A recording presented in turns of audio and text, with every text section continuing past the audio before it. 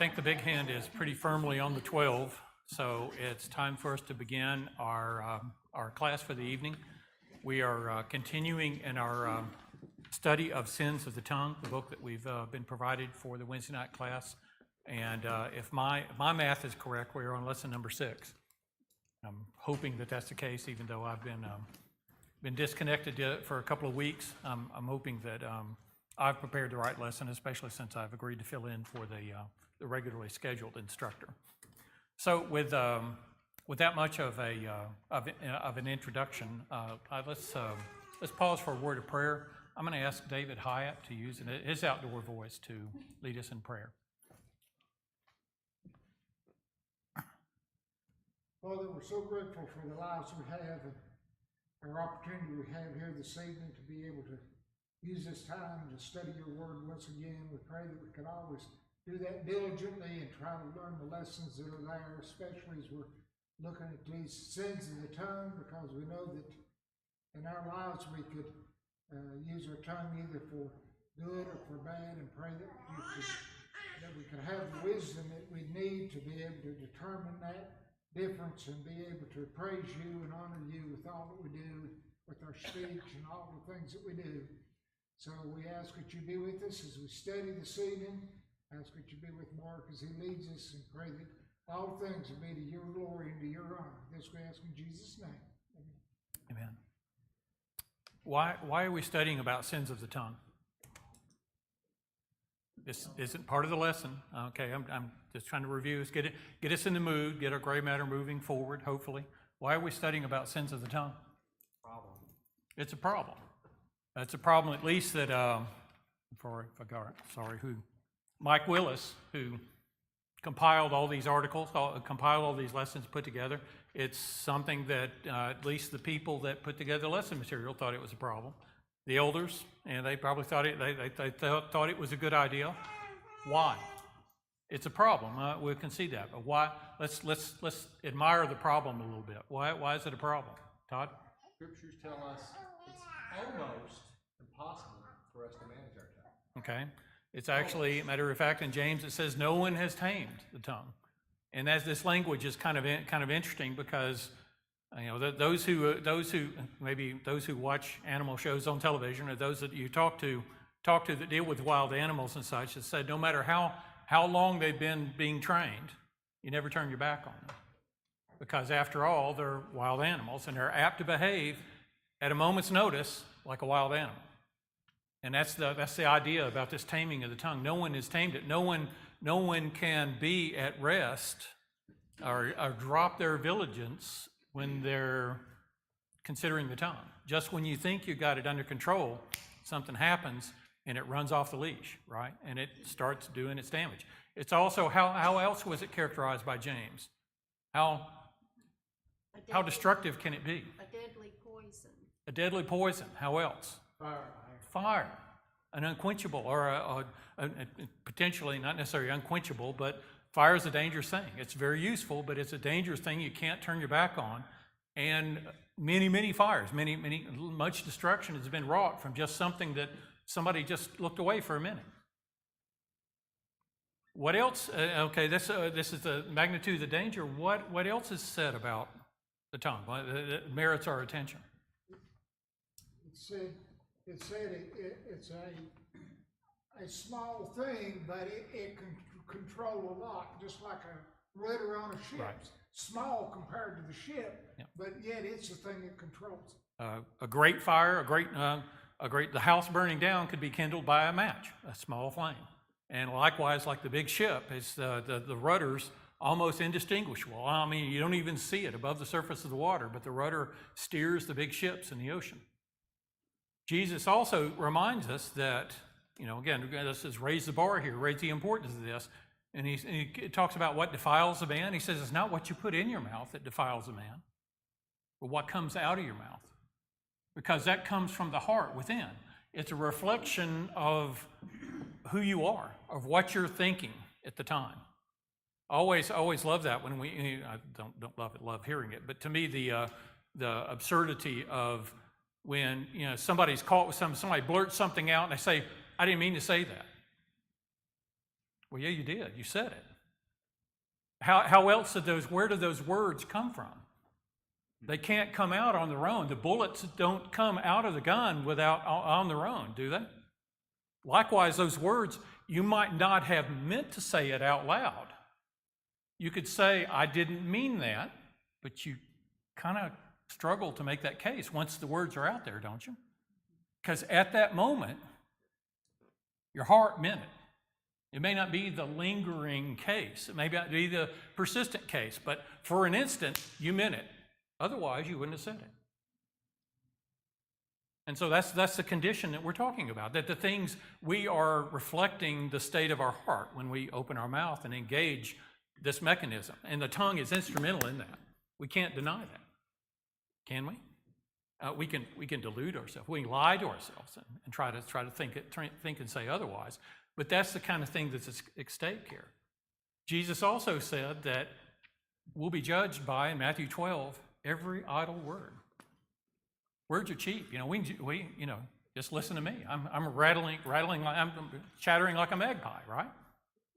Words come easily, but at great expense. Because we'll be accountable for all the things, every utterance, every idle word, the stuff that you say when you're not even thinking. We'll be called into judgment on that. Fortunately, we have a mediator. We have grace that will help to cover those sins, but those are those are going on the official record that we'll be judged by, with no mulligans. There's no indication that he flew off the handle there a little bit, and it was understandable. Hit himself with a hammer, or he was provoked beyond what he was able to bear. But so we're going to give him a bye there. But there's no indication of that. If you said it, it's on the record, and that's going to be an accountability. It's something that we'll be accountable for. Right?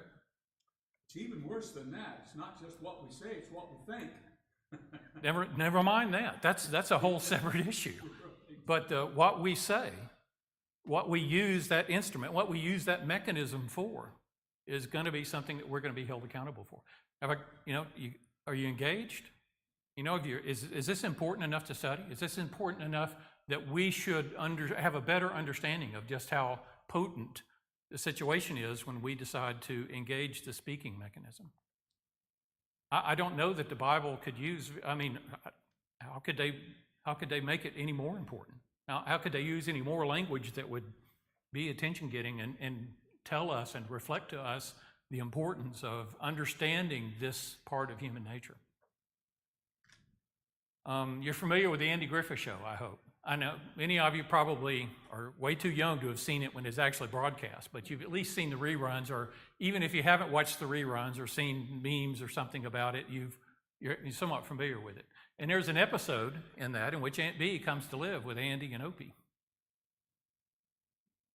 And this is kind of a fact of life of that particular period in American life. It wasn't unusual for a relative to have to come to live with you. And it's not something Opie's very, very, very fond of, if you'll remember this particular episode. Matter of fact, he says a lot of very uncomplimentary and outright mean things to and about Aunt Bee. And after the episode of one of those, Andy Griffith turns to his son and says, "And to think, I was glad when you learned how to talk." I think God looks at us that way too. It's one of those things, it's a natural progression. It's part of growing up. It's part of those milestones that parents usually they coach their kids into saying mama and daddy, probably, alternately, but the first and most popular word that an infant learns is not mama and daddy. It's no. And so this tendency to use our tongue, it starts right early. And I got to think at some point God maybe regrets giving us the ability to speak. And so this puts us in this unique opportunity of trying to understand this aspect of our nature and what the scriptures tell us about it. And so this puts us, after a long rambling kind of way to get back to it, on page 30 of our lesson book, lesson number 6, where we talk about railing and clamor. And we're still, we're still going to get to the good stuff. We haven't really gotten into, like grumbling and murmuring and all these other things that are coming. This is something that may be more of what we think of as a fringing behavior. You're thinking, well, I've got this made. I don't rail and clamor. But let's examine that. What's more familiar words that we might use for railing? What does it mean to rail? It doesn't, as far as I can tell, doesn't have anything to do with trains. Insulting. That's perhaps good. Is this one of those things of what you say or how you say it, or both? Yes, I get a yes from Hazel's corner. It probably is some of both. We used to at work. My colleagues used to talk about getting lathered up or getting worked up and into John Madden mode. And some of you may or may not. You may know John Madden as from the games that you played, the video games that you played. But John Madden was a coach at one time, the Kansas City Chiefs, as I recall, and he would occasionally begin to get worked up about something, and he would start pacing, and the hands would get to moving, and pretty soon he's almost out of control. He's railing. That's what I picture when I read these formal definitions of railing. It's not merely insulting. It's not merely loud and approaching what we think of as clamor that gets linked with it here. But what else comes to mind? What other kind of words would we recognize as railing? What did you last rail about? Leslie? It's interesting to me that taunting was called out as connected with this idea. I think that's something that's very common. Okay. And that it's taunting, it involves reviling or insulting, putting someone down, disparaging someone's behavior, someone's actions, or someone as a person.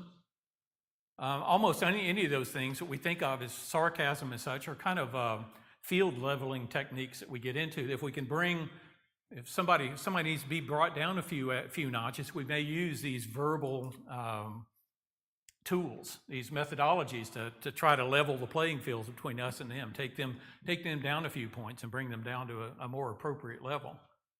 John? Similar to your example, there seems to be an element of loss of control. Okay, it's certainly there's an escalation, and the escalation may have started off with taunts, but then they become more personal, more vicious, and I think they have an element of attention getting that goes along with it that involves gestures, motions, and evil words. Evil words, and certainly they are almost nothing that would be said during one of these railing sessions would be what we would characterize as terms of endearment. Our guide on this trip that we were on described some of the methods of talking. He said, as we proceed into southern Italy, you may see two people that are carrying on a conversation with many gestures and at quite some volume and talking over each other. And really, that's just the way they talk in South Italy. They're just they're exchanging pleasantries. They're asking about the family. That's how she described it. Now, I saw some animated conversations like that. I don't know that's what she meant, but it may actually be a characterization of the way some people are raised, or their particular the environment that they were raised in. There may be the elements about this particular means of communication that are affected behaviors. But having become affected and becoming imprinted by it is something that we have to guard against because the scriptures are warning us against it. This is what's wrong with railing? What else does it, what's some other, given this condition, this kind of escalating emotional condition, what are some other sins that railing may also include? Anger. Well, certainly an outpouring of anger. And frustration is probably in part of that. So that's, anger, we can negotiate. We can probably have some philosophical discussion about whether or not anger is a sin. Because it warns you to be angry, but sin not. So there's a band of anger that we can keep in check. that may motivate you to do the right thing. But this verbal expressions are probably not among them. What other things may, Todd? It's a loss of self-control. It's definitely not turning the other cheek. It's definitely not turning the other cheek. What about the truthfulness of what's being said? Is that an issue with railing?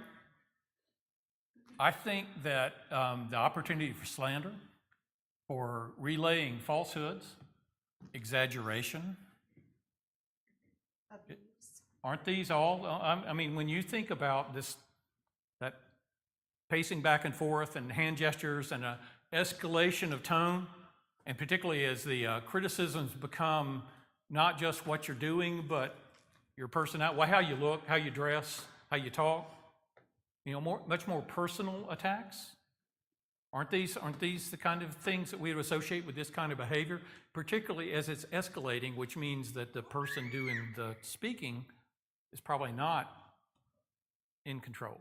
They're becoming less in control as they go along. David? Yeah, well, Althea mentioned this too, but I guess your anger and your emotion begins to control you. You start using abusive Certainly. language and just things that you may not even say in another situation. Okay, and so these things are all possibilities as this escalation continues to occur. And that's where I think that's where the behaving is. If you're trying to get that last word and even talking over the other person and able to do that, you're probably getting into the zone of what this scripture is involving. You may think that there's a time and place for this. Consider Acts the 18th chapter, where Paul is in Corinth, and in verse 5, it'll start back up to verse 4. He reasoned with the synagogue every Sabbath and tried to persuade Jews and Greeks. When Silas and Timothy arrived from Macedonia, Paul was occupied with the word, testifying to the Jews that Christ was Jesus. And when they opposed and reviled him, he shook out his garments and said to them, "Your blood be on your own hands. I'm innocent. From now on, I will go to the Gentiles." He left and went to the house of a man named Titus Justus.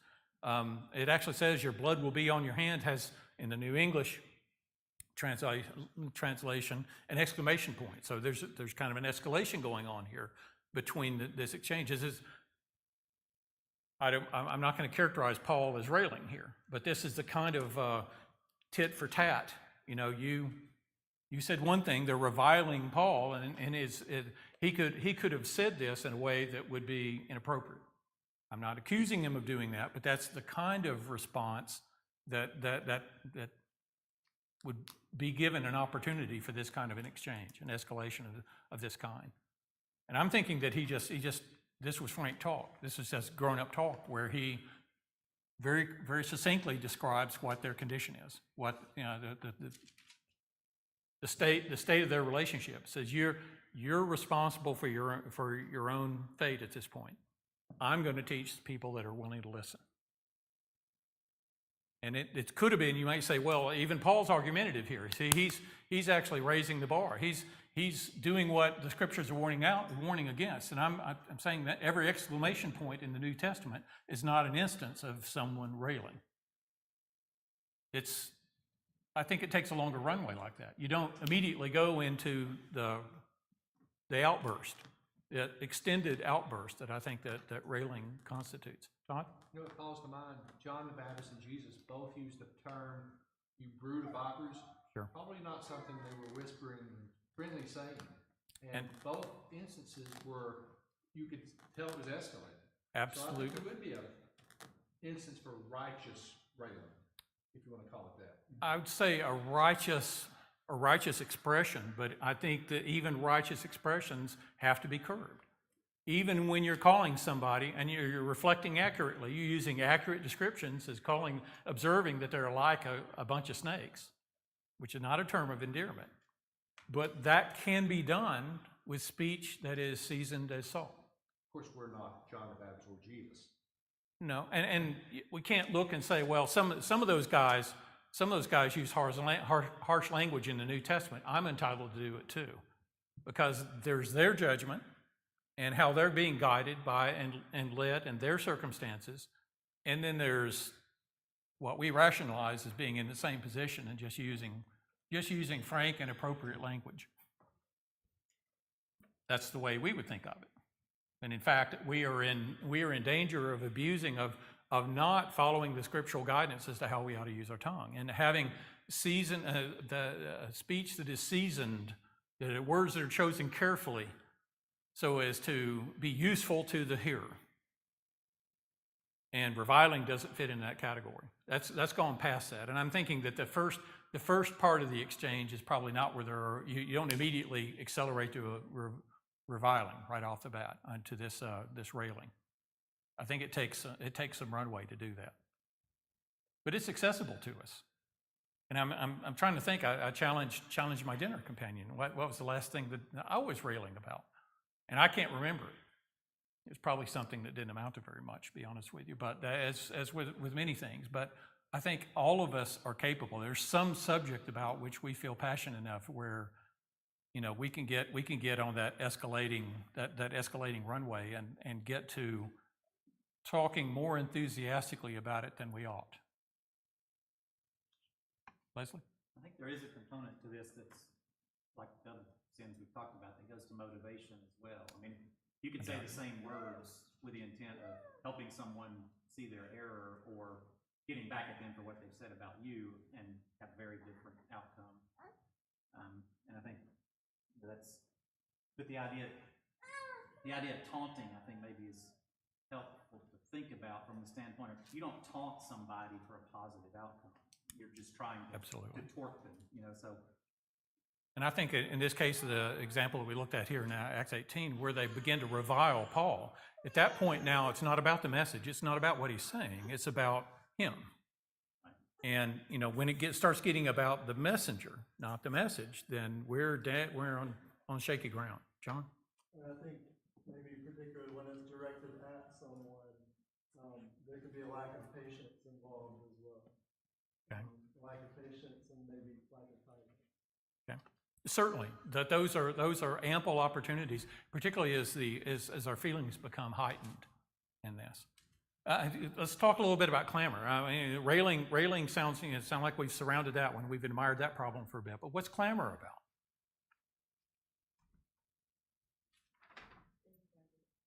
Pardon? Clamor is? I think it's decided. If it's going to be effective, I think it needs to be public. I think it's an attention-getting mechanism. I think it's calling attention to your message by virtue of how loudly and persistently that you are making it known. And you're saying, well, just speaking up. You're on. Are you clamoring? Are you clamoring against the class? Because I'm maybe talking kind of loud now. But that's something where there's an element of judgment, and particularly if the strength of your point is how loudly you're making it, that's clamor. And you think about this noise that, like in Ephesus, where they had the mobs, and the craftsmen decided to strike up this mob, and nobody could tell even what they were yelling about. The people in the mob didn't even know what they were upset about. And nobody could make anything out of it until finally an official managed to get them settled down to find out what the issue was and diffused it. You may recall that just another chapter over in Acts the 19th chapter. Well, I think that's associated with this idea of clamor. Again, this very public sort of an outcry, and it's, I guess, what railing could escalate to. Certainly, I don't know that you go immediately to clamor either. That you start off, you're just having a conversation. You're asking somebody to pass the salt, and suddenly you're clamoring. I don't think it goes that way. I think that there's an escalation and a matter of exchange and a leveling of the playing field that occurs with these particular types of behavior. You may perhaps think about that, and someone in my misspent youth pointed out that you can generally tell by who's losing the argument because they're the ones that they're the loudest, and that's not scriptural. That's just an observation of the human condition. That in general, and more often than not, if you're the one, whether it's inside your families, You're just trying to have an intellectual exchange of ideas with your siblings. That probably the one that's the loudest is the one that has the least defensible position, because they're hoping that their bluster is going to improve their argument or wear their opponents down. John.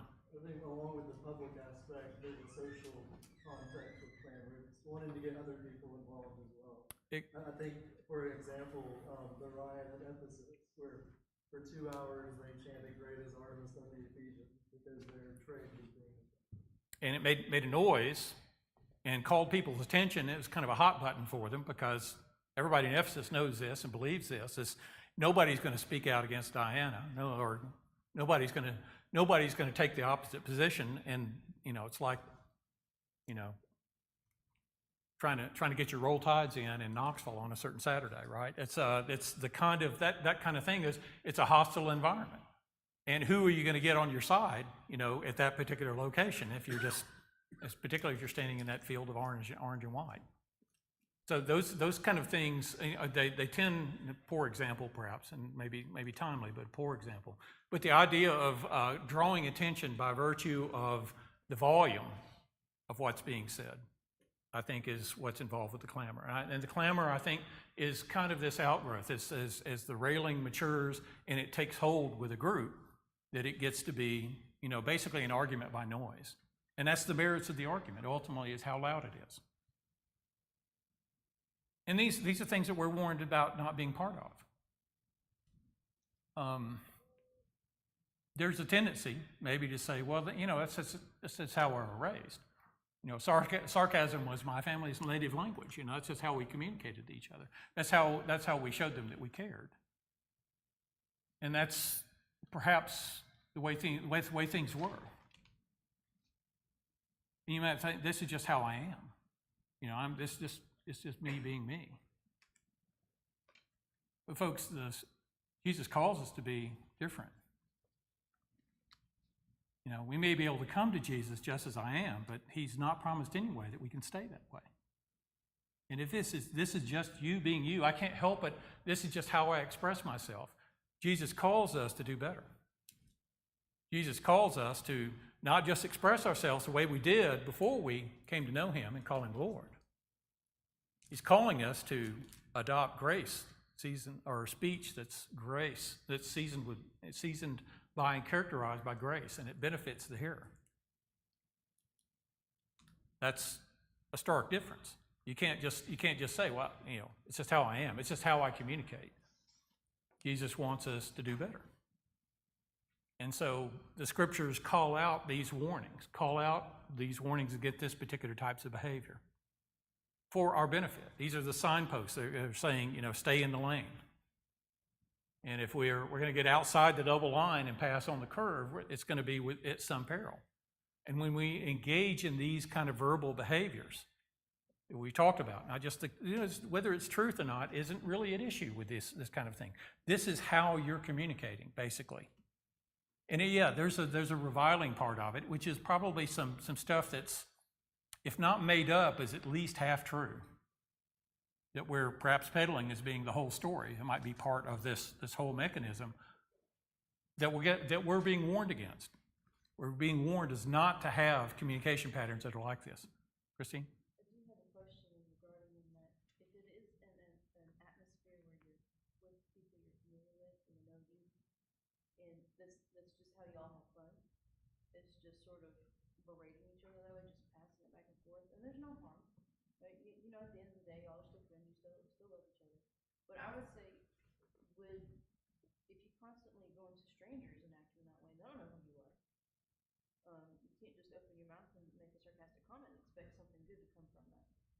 I think that that's true. There's an element of familiarity, but in my experience, even with this kind of interaction between friends, there's some times and some subjects at which it doesn't work that way. And there'll be an exchange that will lend to hurt feelings or an escalation that nobody intended.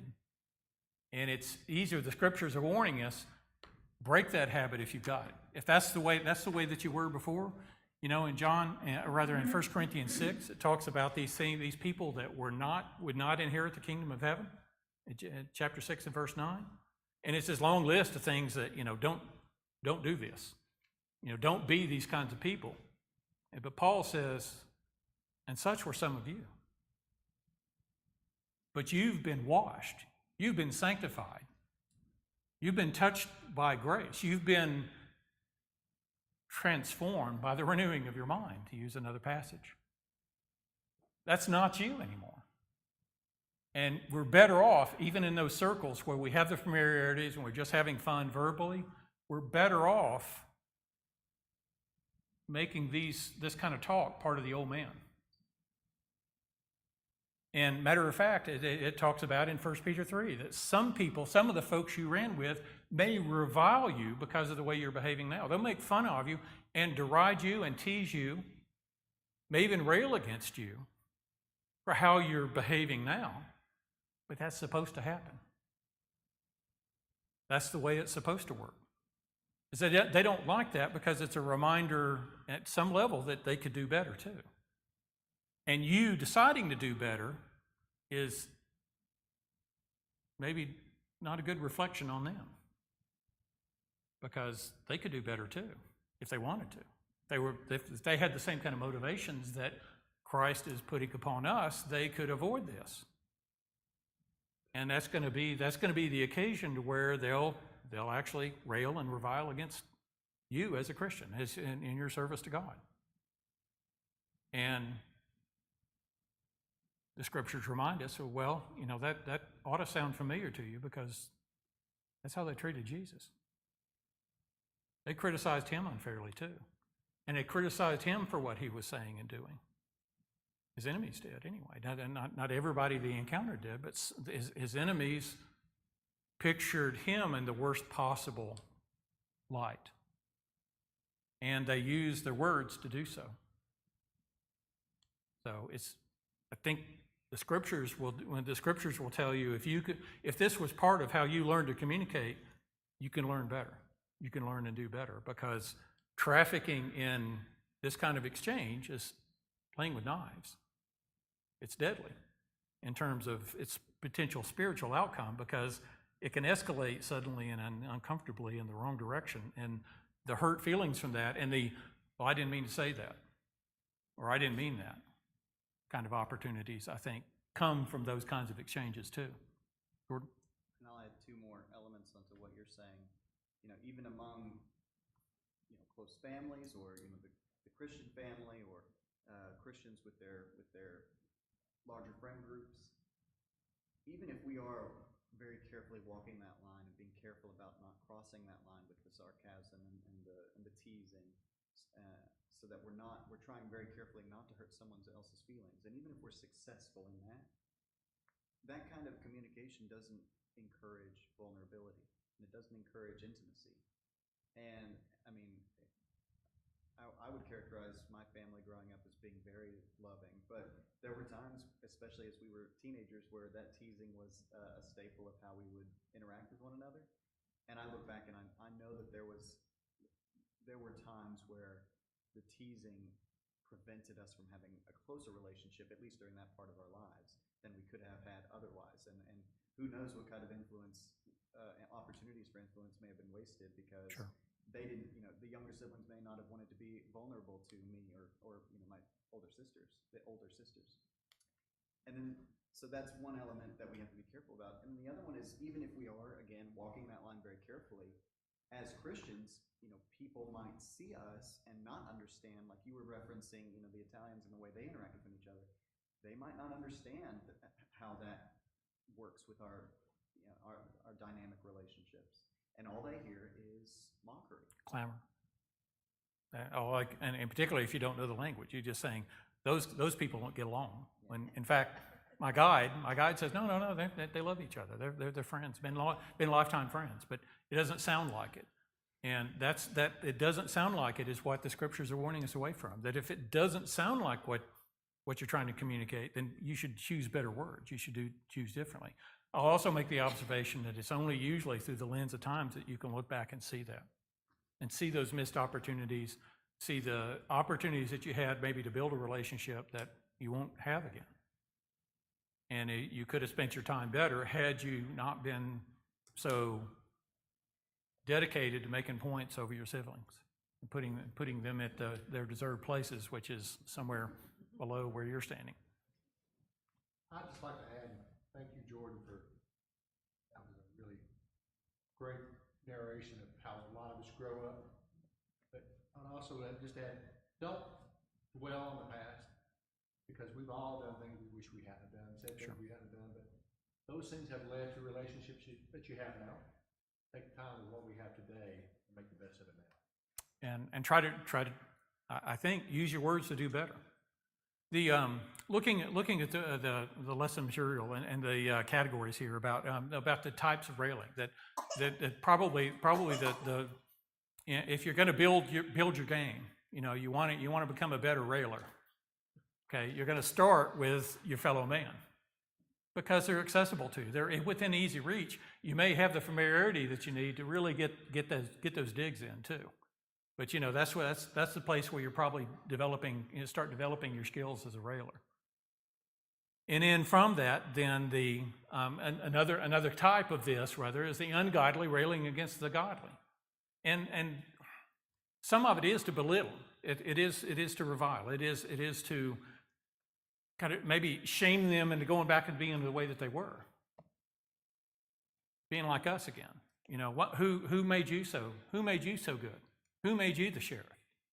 That those kind of criticisms that are, again, designed to kind of bring things back to a level, to the same level, are something we should expect as Christians, because they treated Jesus that way. You shouldn't expect as his servants, they won't treat us that way too, for a lot of the same reasons. Not because we're claiming to be the Son of God, but because we're interested in doing good works and using our words and using our lives better. That faith that we were saved by, that grace that we were saved by, enables us to be instruments of good works. Ephesians 2, verses 9 and 10. It's not just the saving by being saved by grace that we ought to notice there, but the ends. The ends of that is so that we would be instruments of good works. It's not just to achieve a status that we can say, okay, we get a star, get a mark on our driver's license that says we don't have to drive our glasses anymore after we had LASIK. It's not like getting some kind of a status that we just carry around with us and produce those credentials on demand, but it's something that we would affect as a behavior and would leak into the rest of our lives. That having been saved by grace, by grace through faith, that we would become those instruments of good works, and part of being instruments of good works is cleaning up our speech. All kinds of stuff, not just railing and clamor, but all kinds of stuff that involves cleaning up our speech. That's part of the new life. That's part of putting away that old man and not being, and such were some of you. Some of us used to talk that way. Maybe still are. And we need to do better. We need to bring more game as to having speech that is graceful and benefits the hearers. Or, and this is crazy talk, I know, keep your mouth shut. It's an option. It's always an option. Isn't it? It's not the one that I think of first. And I only kid just a little bit when I say may have the right to remain silent, but the inability to do so. There's this tendency to engage. There's a tendency to share what you know. That's not always a bad thing, but should be done with a lot more caution than I usually exercise in doing so. And a recognition of that's part of being better, part of being a new creature, part of being that expectation. And in doing that, there's going to be some people they won't be fans. They'll think, well, who made you so? What happened to you? You're telling me I shouldn't use that kind of language, but you used to do it all the time. I grew up with you, I know.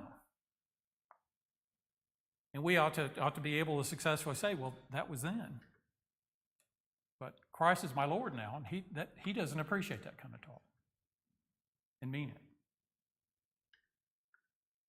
The next category is about some family members or rail against other family members. And if it's not your, if the fellow man isn't an easy enough target, the people in your family are even easier, and you know a lot more dirt on them than you do probably your fellow man, your coworkers and your neighbors. You know really the buttons to push that'll get the most attention too, just because of that long familiarity that you've got. And that they become targets. They could become places in which you can refine your railing game and really get good at it, to get better at it.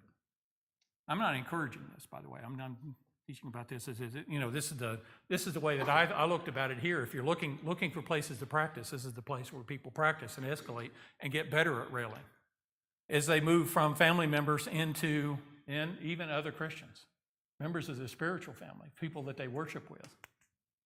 And that may be the fellow man. They may have started with them back at number one. But certainly after they get pretty practice at railing and such, that their fellow Christians are not going to be likely to be exempted as targets. That the really practiced railers are kind of indiscriminate. They're looking for an opportunity to wield their craft, to hone it, to get better, to get more accomplished. Because this is improving their standing with other people, right? Ultimately that's what they're getting out of it. They're actually taking people down a notch, which means I'm staying where I'm at, and they're getting taken down a notch. It means I get bumped up. I get to enjoy an elevated position among my peers. David? I couldn't help but think about the influence in our homes.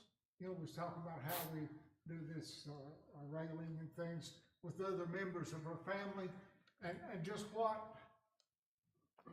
we teach other members of our family, just like our children. Where do they learn that? Well, they may learn it at home. And I couldn't help but think about the passage over there in Ephesians 5, where it talks about husbands, wives having those different roles, wife being in subjection to the husband loving the wife. And the bottom line to that is, I think if you have a 2-year-old or a 3-year-old and you say to that child, you say, well, Jesus loves you just like Daddy loves Mama, because Jesus loved the church just like husbands love wives. And that child think about that and say, I haven't seen Daddy love Mama because all the language you use for it. What are we really teaching? And is that part of the thing that drives is to keep this kind of talk, this railing and clamoring going in our society, because our children do that from the time they start school. They do that to have their control. And I think very firmly, again, that's part of the old man that we're supposed to be putting away. It may have been that you were a world champion. You were getting to be a world-class railer, that you could argue and you could put people down and maneuver the conversation away from the topics that didn't present you very favorably. You may have become very, very skilled at this, but I think as Christians we're called upon to put that aside and to use our words better than that, and make the words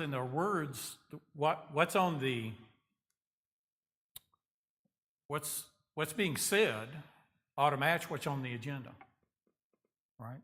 That if the agenda is that husbands love their wives like Christ loved the church, and to put them approach them with a heart of service, and to be willing to sacrifice, really lay down your life for them, to be able to live lives that reflect those convictions, then you ought to talk that way too.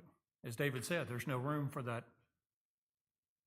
Why would you belittle their work or their personal appearance, or belittle them if in fact that you would, I'd lay down my life for them. I'd jump in front of a car for them. I'd give a kidney. I'd take a bullet for them.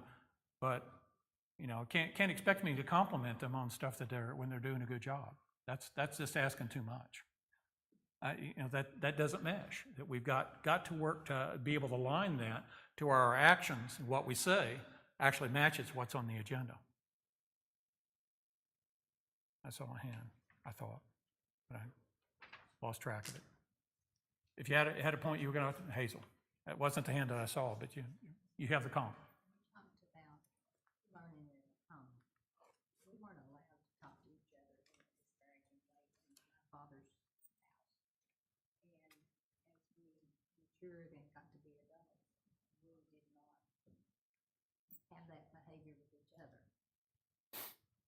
Immediately, when I hear that, I think, man, what happened when you got to junior high? You know, how did you interact with your peers? They were all gone by the time I got to. Well, and that's what I mean. You would have been ill-equipped to deal with all the other people that weren't raised that way, I guess. But nonetheless, that's walking the walk. That's making the agenda, and it's not even starting it in fun.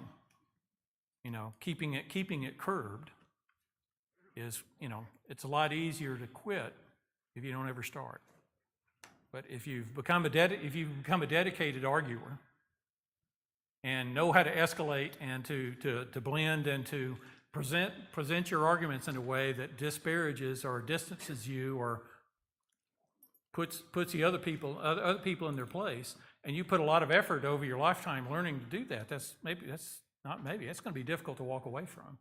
But I think that's what the scriptures are asking us to do when they ask us to be mindful of and to control our tongue. And particularly in this kind of behavior and avoiding circumstances where you get along. This you know, we've called to mind the mob in Ephesus in Acts 19. We shouldn't be anxious to join that. You know, if somebody's getting something together, so you know there's going to be some rousing, there's going to be a rally. You know, it's against this political party or this particular opponent, or we ought to be cautious about getting swept up and involved in those things because of this kind of behavior is going to be there. And you're saying, well, you're saying that I can't go to a pep rally. You can't keep your feelings in check, and probably you ought to avoid that. That's what Christ, I think, is guiding us to do, is to avoid those situations that puts us at disadvantage in trying to serve him. And you're saying, Mark, you know, where's the fun in that? Christ didn't become our Savior to keep us entertained. And if that's what you think is fun, you know, I can remember parents saying, you know, if it's not fun for everybody, it's not fun. This is some of that, in my opinion. And the lesson will have to be yours. Thanks for your participation, your comments to a pinch-hitting teacher.